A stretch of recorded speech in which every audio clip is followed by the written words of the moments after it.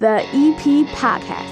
Heard everywhere podcasts can be found, and always at theeppodcast.com.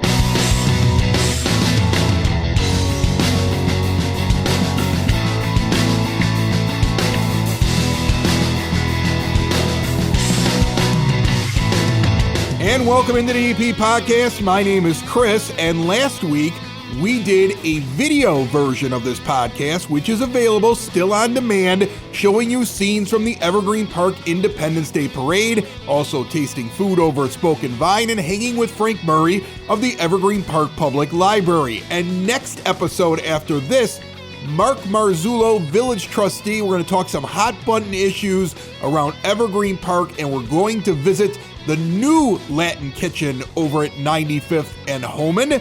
Me amore. But this episode, brought to you by the First National Bank of Evergreen Park, is a brand new head basketball coach for Evergreen Park High School and free services offered to everyone in the community from OSF Little Company of Mary and the Wellness House. Speaking of the First National Bank of Evergreen Park, remember when you open up that Total Access checking account, you get free ATMs nationwide, actually worldwide. I tested that over in Europe recently. If there's a fee for taking out money, they put the fee back in. It makes everything free. Plus, with qualifying activities, you get a $300 bonus when you set up the account. They have great mobile banking tools, award-winning customer service, no overdraft charges. You link all the accounts of the family together to move money around.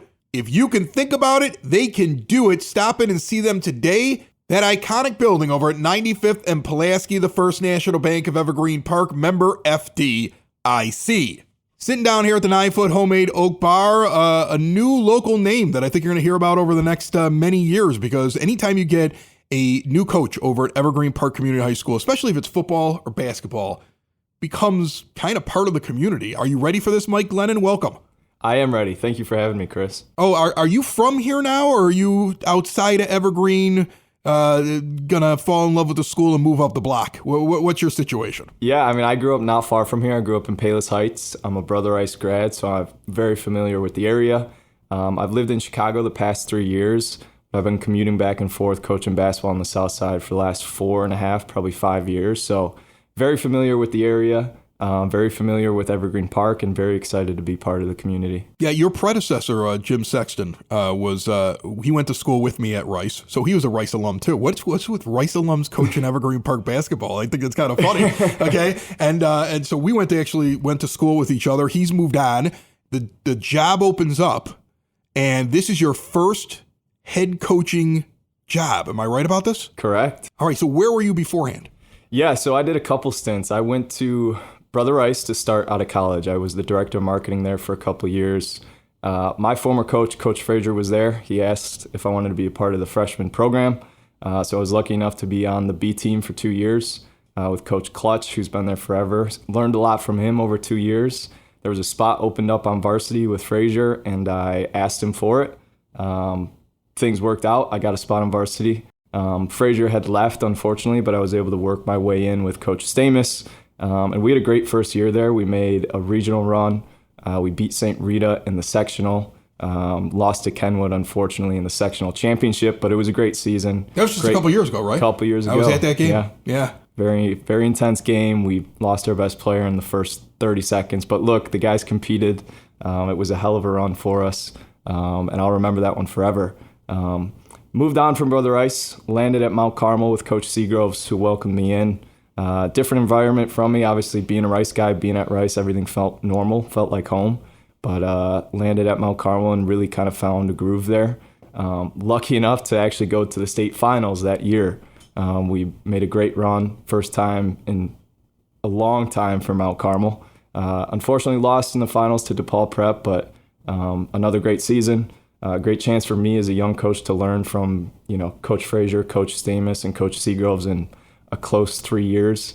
I took last year off because I also run a program called Glennon Basketball, which is skills training. We run camps, group sessions, and then we have our spring basketball team. So I was able to focus on that this spring. And then when these jobs opened up, I went for it, and everything worked out. Yeah, I mean, it sounds like you're a basketball guy. Like, I mean, that's the thing. Like, so, if you're going to have a guy come in and head coach a program, any program, he's got to be like he's got to be into that sport so much that it sounds ridiculous, the amount of time that he puts into it. It sounds like you put an awful lot of time into basketball. So now you get your first head coaching stint. And I find it interesting that your assistant coaching is all in the Catholic League. And I know that they're not supposed to be recruiting, but come on, we all know how this works. All of a sudden, the guy suddenly decides to move from like Lockport to the South Side so he could go play for one of the high school teams. I mean, you see it all the time, right?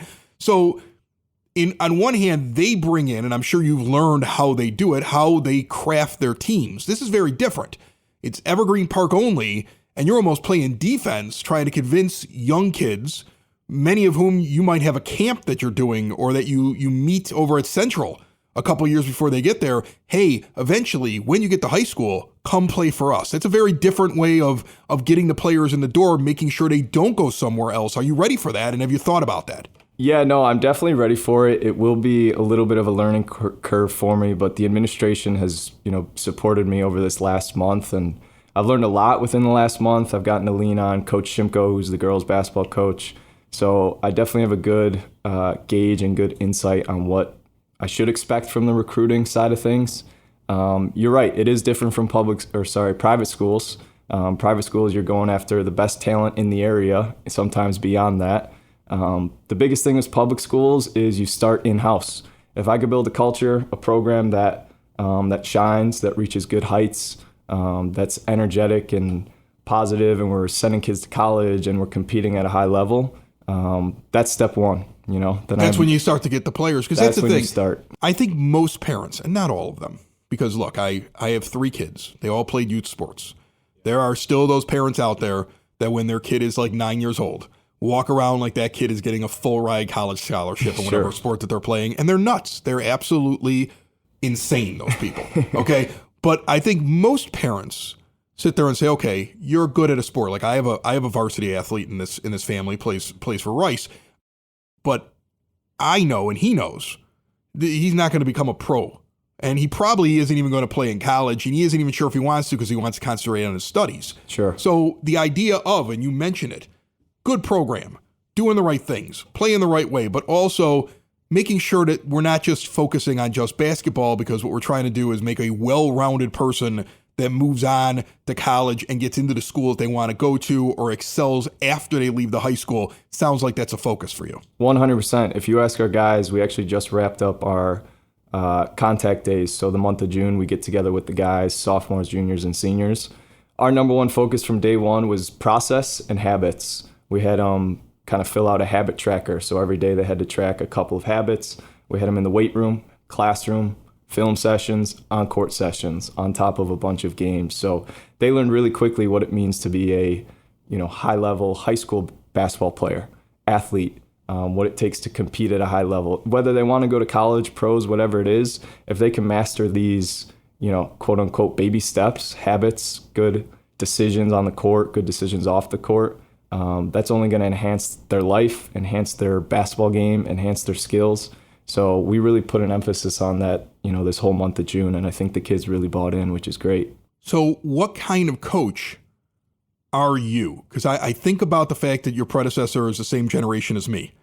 You are not the same generation as me, okay? Sure. You're young, okay? Yeah. I wish I could go back 20-some years and get to do it all over again. I'd make a lot of different choices, okay? So I can't imagine somebody from your generation is the walk out there, bark, scream, blow a whistle, and make everybody run laps guy, but maybe you are. Like, what is your coaching style? Because, I mean, right now you're kind of finding it after a few years of being an assistant. Yeah, I'm very grateful that I, took the step towards making Mike Glennon basketball and Mike Glennon elite, because I've had 3 years of rough experience, leading small spring teams. So it was an experiment trying to find my voice as a young head coach, quote unquote. I'm definitely a little more laid back, very tactical and technical. I'm going to speak to you at a pretty monotone, straightforward voice here. I'm going to see things a certain way. That's not always the right answer.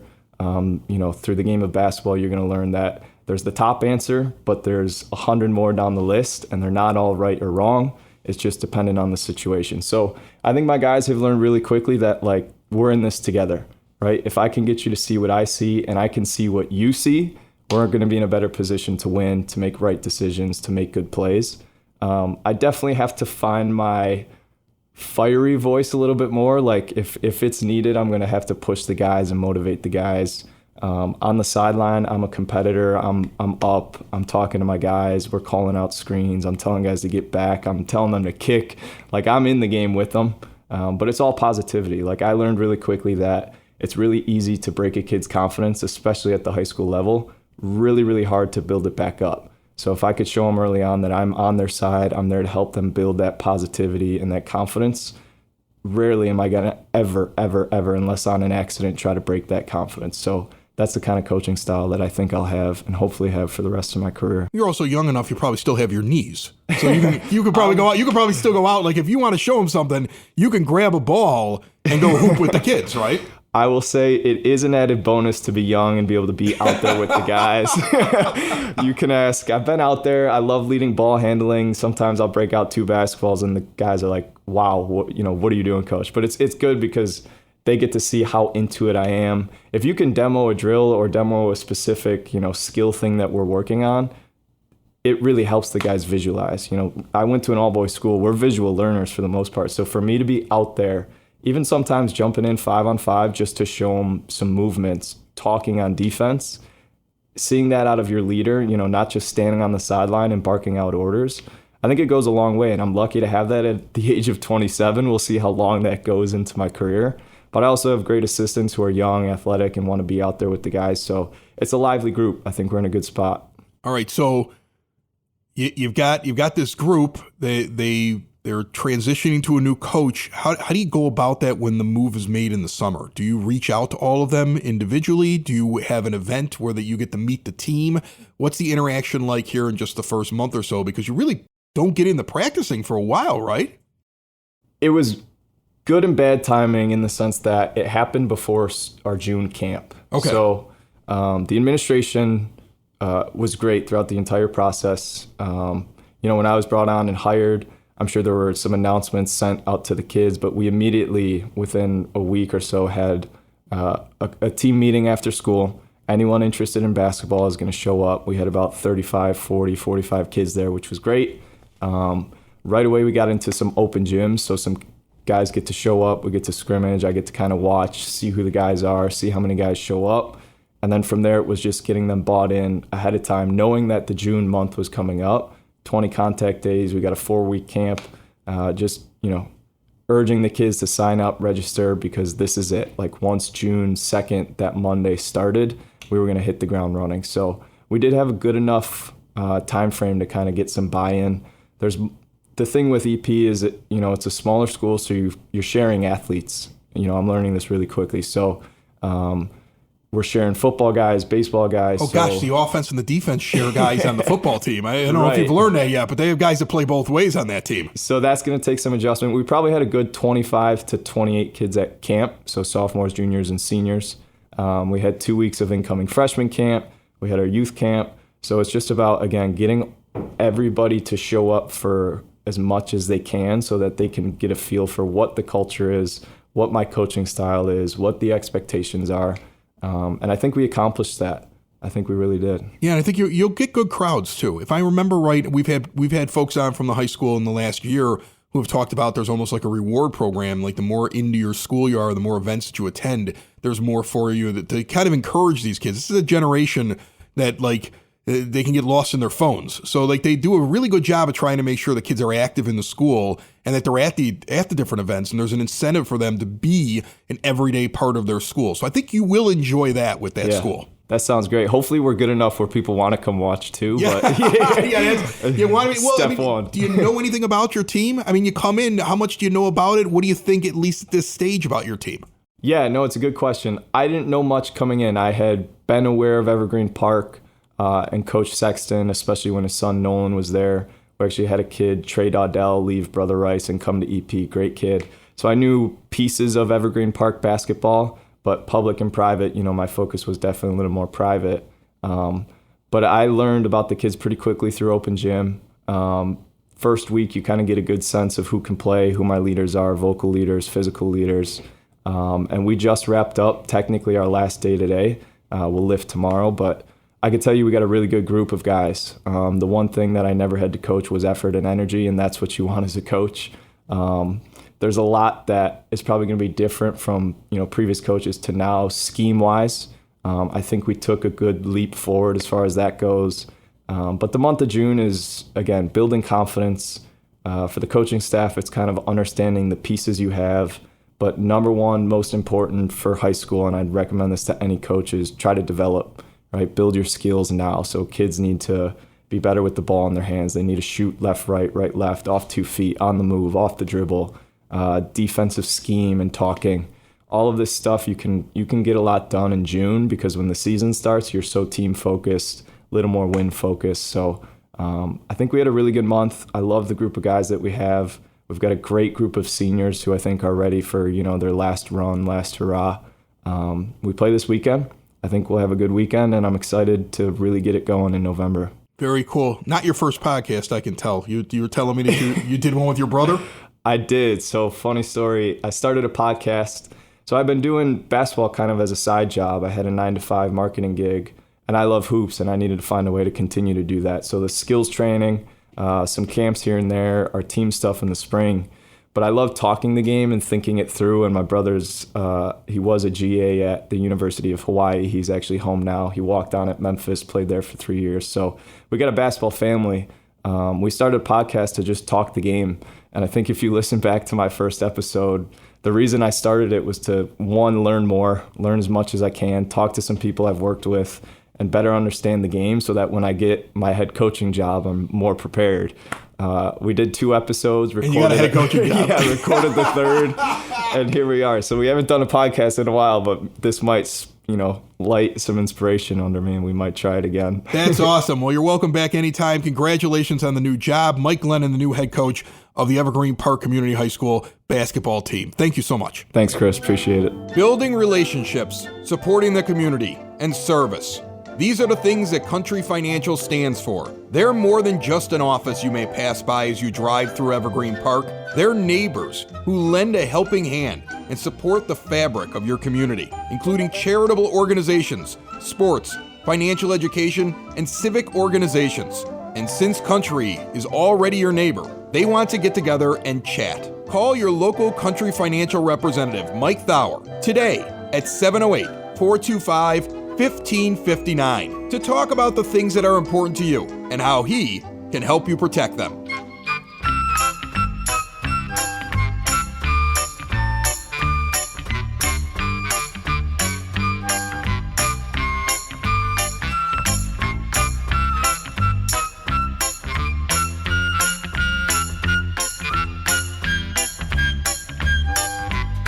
It is now time for your EP podcast, Word on the Street, brought to you by Spoken Vine Wine Bar and Bottle Shop, northeast corner of 95th and Kedzie. Incredible small plates, an amazing array of wines to taste. It rotates every once in a while with new ones in and out. Special events, you can learn about all of them at SpokenVineWines.com. We've already done an episode featuring the summer concert series here in Evergreen Park, but why don't we remind you of what's coming up? The 2025 Summer Concert Series lineup next has the Neverly Brothers. Sunday, July the 20th, Klein Park, or Circle Park if you like to call it that. It starts off at 6 p.m. Bring your picnic basket, your blankets, your refreshments, your lawn chairs. Treat your family, your friends to some outstanding entertainment outdoors. The next week on the 27th, the Stingrays at the same location. August 1st, the Juke Shakers at Sexton Park. August 10th, Liam Durkin Trio back over at Klein Park. And September 1st, never forget, the City Lights Orchestra, 5 p.m. Sexton Park. Fireworks as well for Labor Day. Still a ways away, but it's on the schedule. Also on my schedule here in the EP, it should be on yours, the 4th annual Picnic in the Park Food Truck Festival returns to Klein Park July the 24th, 5 to 8 p.m. This thing gets bigger and better each and every year, and beverage sales support the Evergreen Park Food Pantry. The complete list of vendors should be available soon. We'll have it for you on next week's episode, and the EP podcast will be there recording the whole thing.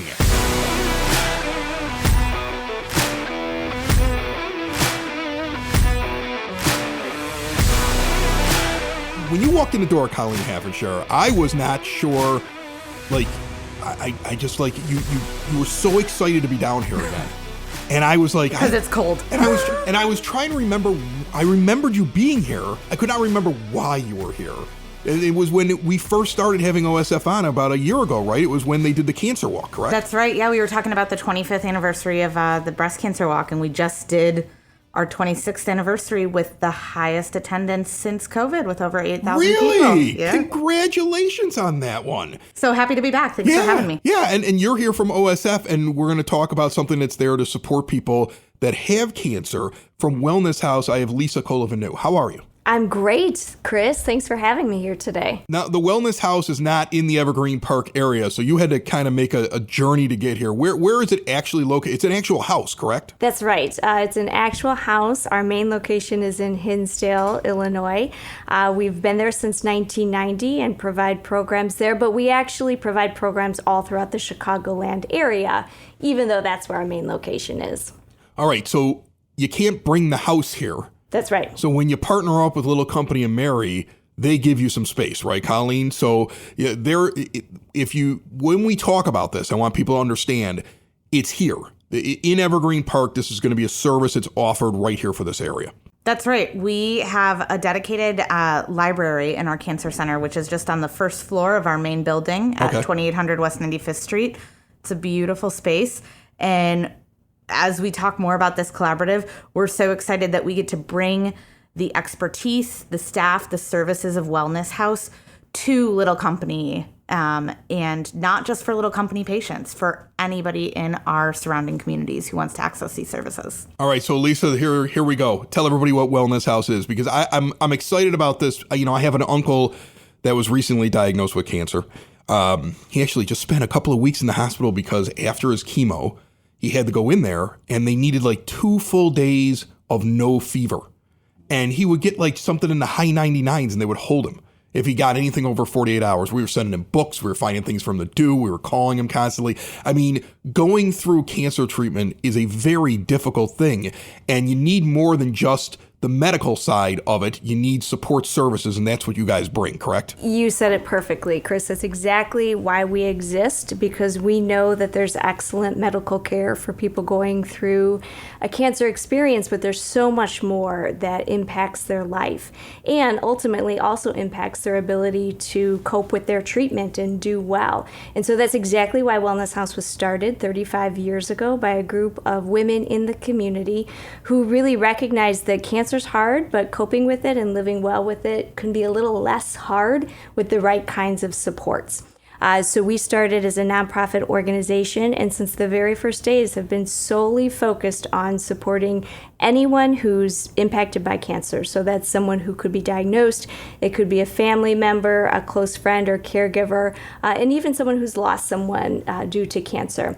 And so now, 35 years later, what that looks like is we're serving about 4,100 people every single year through things like exercise classes, support groups, nutrition workshops, stress management offerings, really the full gamut of comprehensive care to help them cope with the effects of cancer.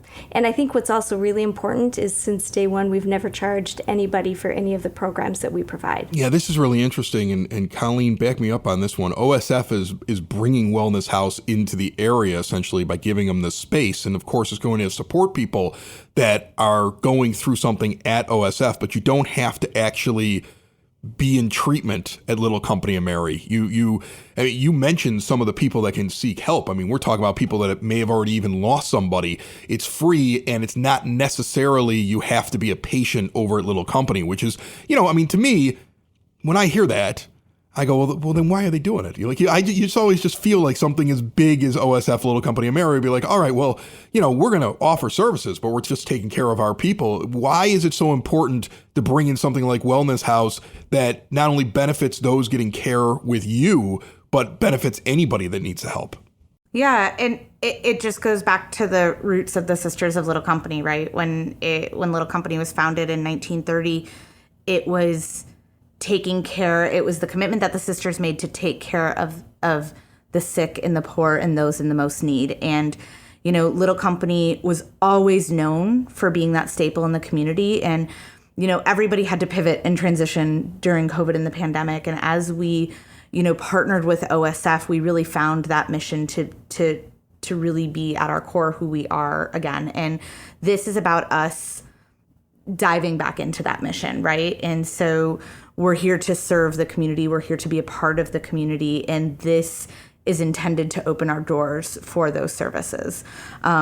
We know that when our community does better, everybody does better. And we also know that, sure, we could start these groups, we could do all of this, but why reinvent the wheel when we can continue to partner with experts like Wellness House and bring their services here? That allows our clinical team to focus on some of that clinical care that Lisa was talking about, but it also allows people in the community. We're starting with women's care groups, and we're starting with caregiver connections groups, and we know it could be really hard for those groups of individuals to try to get out to Hinsdale, to find somebody to take care of their loved one, to find somebody to take care of their kids or their parents during that time. And so if we bring the services back to our community, everybody benefits. Lisa, talk to me a little bit about maybe a barrier that people have to go to a service like you, because you have so many different things that you do. Okay. I mean, some of it's going to be therapy, people that are going through mental health things while they're dealing with this. So there's a lot of support services that you offer. I remember a couple years back, we had to deal with domestic violence in this house. Not a medical thing, because I haven't had to deal with that yet, the big thing. But there were all these people that offered support services kind of like yours. And it was very hard for me and the 3 kids to take it, even though it was free. It was very hard to kind of step over that threshold and dive into, okay, here's a group that's set up to help us with this problem. I would imagine it's similar. You have a lot of people that are going through cancer or that are supporting somebody else that's going through it. These services are available to them, but it must be hard to get them in the door at first. That's exactly right. And that's true. We do know that there are a lot of barriers to accessing the kind of care that benefits people most. So listen, when you're going through cancer and you're going through treatment, you frankly don't feel very good. Physically, emotionally, it can be hard to generate the kind of energy needed to even get yourself up and going. So there's that simple barrier of the side effects of the illness. We also know that if it's not very convenient and it requires extra time or time away from work, it's going to be difficult to access care as well. And I think another barrier is that lots of times folks feel like, wow, sitting in a room with other people facing cancer, that's just going to be rough. That's going to make me sad, and I don't want to do that. And you may actually, look, in my instance, I was like, okay, my thing was bad, but it's not going to be as bad as somebody else's, and I don't want to go in there with my little problem. Yes. And then be embarrassed because somebody else had something that was so much worse. And you might get somebody who has a cancer that has a very high survival rate, but it's difficult on them, and they're embarrassed to walk in there because they know they're going to be telling their story in front of somebody that may have terminal cancer and feel bad about taking the services. That's absolutely right. And so there's all kinds of reasons that people can kind of get in their mind about why this might not be good.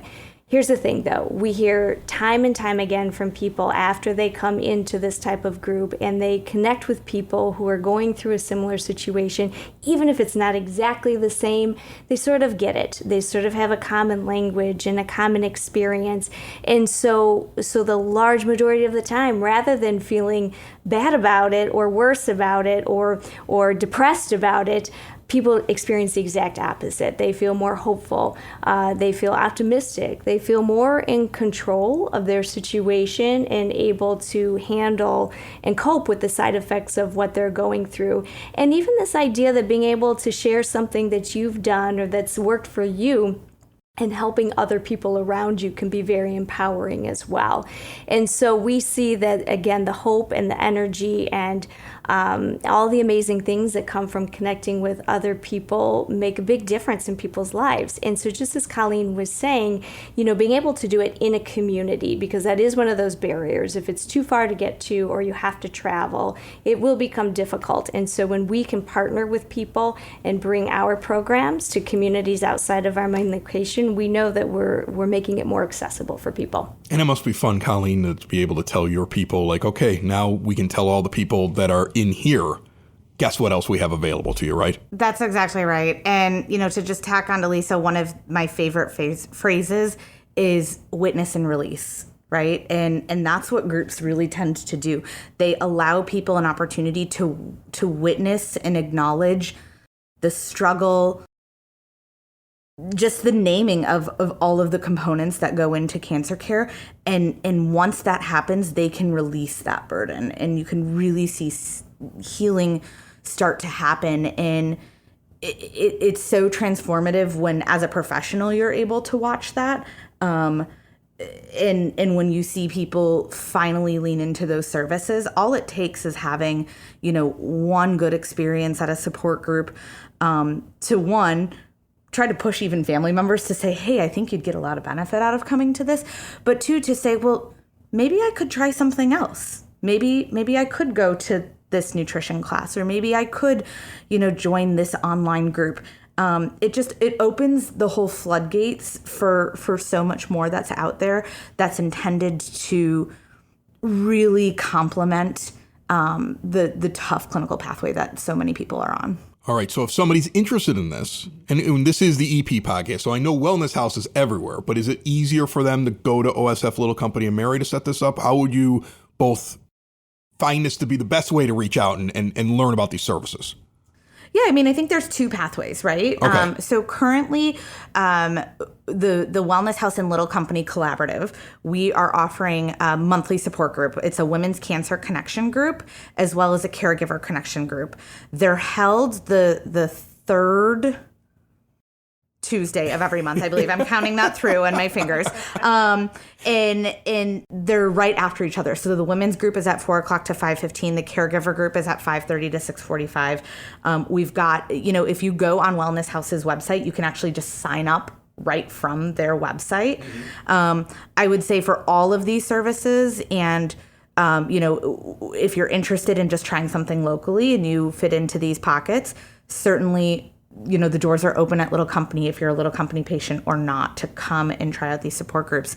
But the nice part about having this on the Wellness House website is it allows you to see the broad array of programs and services. Because it sounds like they got a lot more than just those programs over at Wellness House. That's exactly right. We've got about 520 different groups and classes every month that people can engage in. Wow, how do you have time to come on this podcast? You're running a lot over there, Lisa. You know what I'm going to tell you? I say this a lot. When really good people come together for a good reason, some pretty amazing things can happen. And so we are blessed to have just phenomenal staff and volunteers who care so much about this work, and then to have amazing partners in the community like Colleen and OSF. And so when you bring these good ideas and energy together, the work is really pretty easy, to be honest. And then when you get to see the benefits that it provides for people, it just keeps us going. So it's exciting. What's your website? Wellnesshouse.org. Wellnesshouse.org. So That's you can right. get all the programs through there. You can go to Little Company of Mary if you want to look at what they have specifically. One more question, though, for you before we're done. There might be somebody here who doesn't need these services but thinks this is a great idea. You're offering something for free. You need money to do that. You need money to pay all those great people you were just talking about. How do you do fundraising? And if somebody wants to support you, how do they reach out? I'm so glad you asked. Again, on our website, wellnesshouse.org, you can learn more. We have 2 big events every year that raise a lot of our money, but we also work with individuals who care about this mission, care about helping people who are impacted by cancer, and give generously to make sure that the programs remain free, not just for the thousands of people today who need them, but the folks who have yet to be diagnosed or will be diagnosed soon and will find themselves in the position of needing this type of care. Awesome. And Chris, I have to tell you, this particular collaborative was actually made possible because of community, right? So the Ridge Women's Golf League does an event every year. It's actually coming up this September. So we'll probably be doing a foursome, getting some golf going. But because of the proceeds from that golf outing from the Ridge Women's League, that's why we're able to bring this programming between Wellness House and Little Company here for free for everybody and have it open to the community. So just have to give a shout out to the women of Ridge. That's awesome. It's an entire podcast segment on people helping people help other people. Amazing. I love it. Lisa, Colleen, thanks so much for stopping by. Good luck to both of you. Thanks for so having us. much. It's the EP Podcast. All things Evergreen Park. It's the EP Podcast. Evergreen Park.